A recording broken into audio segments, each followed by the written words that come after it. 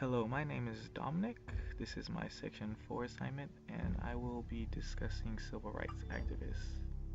So, people always fear what change is, they fear what's different.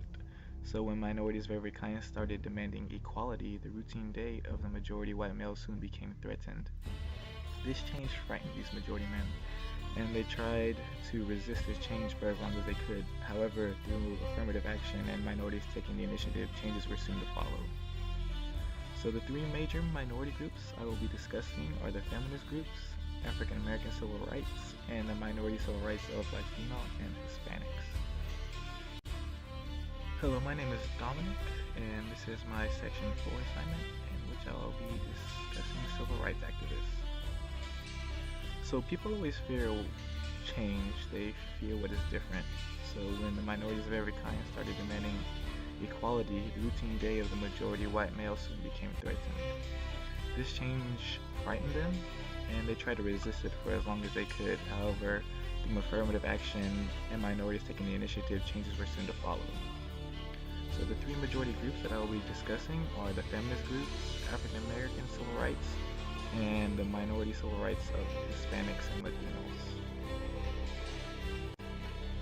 Hello, my name is Dominic. This is my Section 4 assignment in which I will be discussing civil rights activists. So people always fear change, they fear what is different, and when the minorities of every kind started demanding equality, the routine day for the majority white males soon became threatened. This change frightened the majority men, and they tried to resist it for as long as they could. However, through affirmative action and minorities taking initiative, changes were soon to follow. So the three majority groups I will be discussing are the feminist groups, African American civil rights, and the minority civil rights of Latino and Hispanic group. Hello, my name is Dominic. This is my Section 4 assignment in which I will be discussing civil rights activists. So people always fear what change. Shirley Chisholm stated, just as the other race minorities, we are part of the reason for the oppression. In other words, the oppression was not battled by any other minority at the time.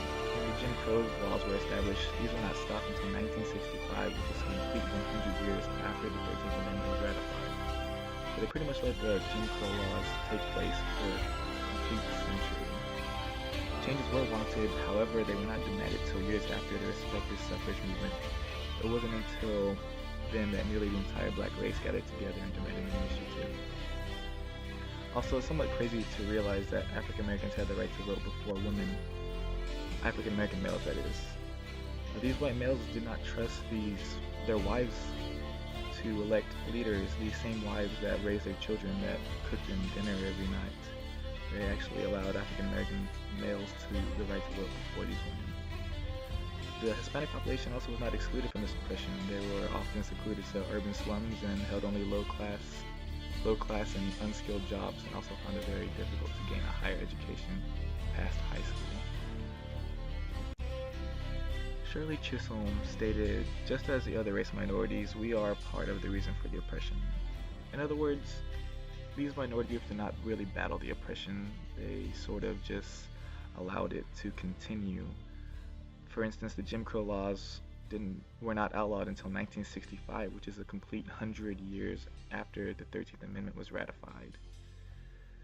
It wasn't until then that nearly the entire black race gathered together and demanded a change in this. Also, it's somewhat crazy to think that African Americans had the right to vote before women did, African American males that is.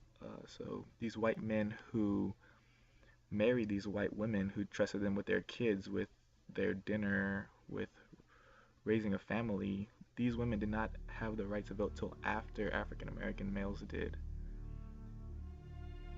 As with African American, changes were wanted, however, not instigated till their years after their respective suffrage movements. Also, the Hispanic population was not excluded from this oppression. They were often secluded to urban slums and held only low class and unskilled jobs, and also found it very difficult in gaining a higher education.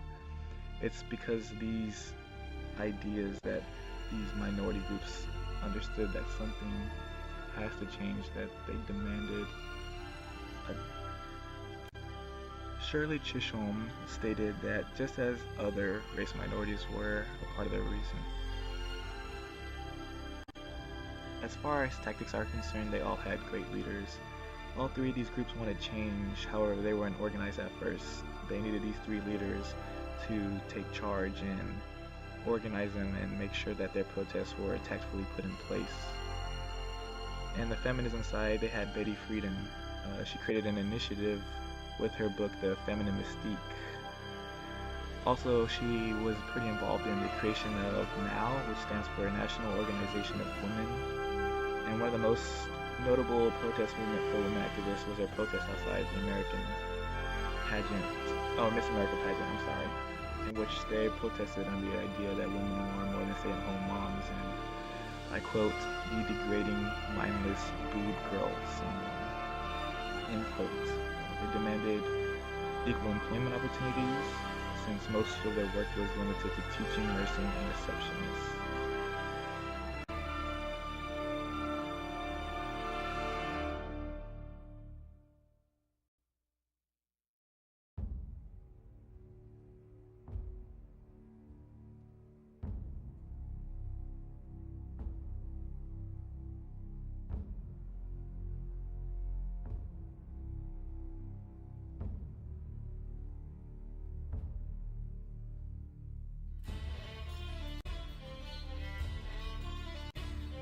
One of the most notable successes for the feminist campaign was Schultz versus Wheaton Glass Company.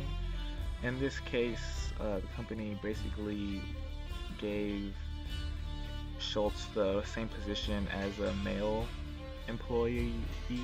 However, they had different titles, and since they had different titles, they did not pay Schultz, since she was a woman, the same amount.